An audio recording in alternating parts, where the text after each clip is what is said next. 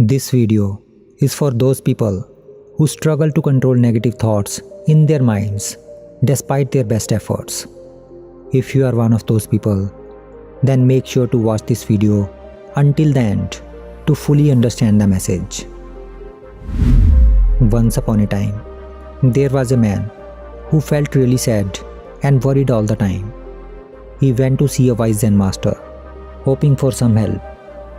He told the master, "Sir, my mind is always filled with negative thoughts.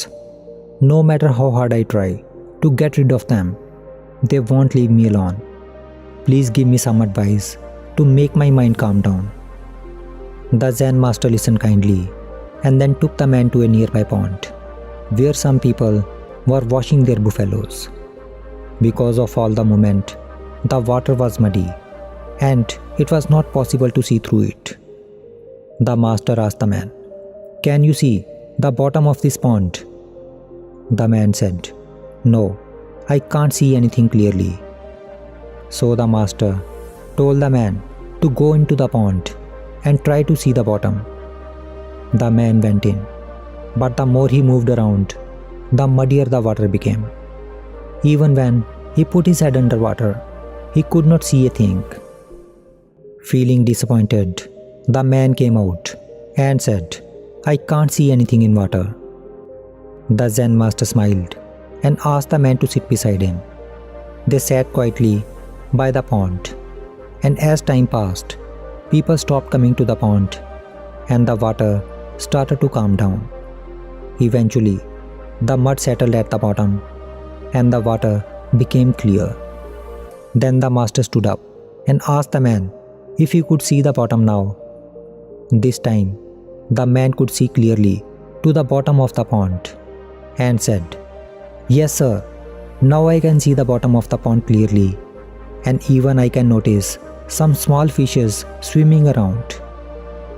Then the master explained, "My friend, just like the pond, when you try too hard to push away your bad thoughts, they become even stronger, like the mud getting stirred up. This is the law of reverse effect. When you desperately search for something, it becomes harder to find it. Similarly, when you try too hard to stop your negative thoughts, they actually become stronger. So, instead of fighting against them, just let them be. By not resisting, those thoughts will gradually lose their power over the time and fade away on their own. Therefore, never fight with your mind and try to find peace within yourself by allowing things to naturally fall into place." The man understood that he did not need to fight against his negative thoughts. Instead, he needed to find peace within himself, and eventually, those thoughts would fade away on their own. If we see in the world around us, then we will find that millions of people are suffering from the mental agony of negative thoughts in their mind. And the mistake they often make is trying to fight with their own mind to control negative thoughts. But what if you try not to think of a monkey? Will the thoughts of monkey stop coming to your mind? This probably won't work, because as soon as the images of monkey appears in your mind, it is impossible to get rid of it by consciously not thinking about it. The more you try to get rid of it, the more it persists. The monkey simile is commonly used to show how difficult it is to get rid of intrusive thoughts by force. Here, we see the paradox of willpower, which is the basis of the backward law by philosopher Alan Watts. The backward law proposes that the more we pursue something, the more we achieve the opposite of what we truly want. So if you want to stop thinking about the monkey, then instead of trying to remove the monkey from your thoughts forcefully, let it dissipate by itself by leaving it alone. Just like in this story, the Zen master asked the man to just sit beside him and let the mud settle on its own. Now, how exactly does this backward law work in practice. How can we get what we want without trying to get it?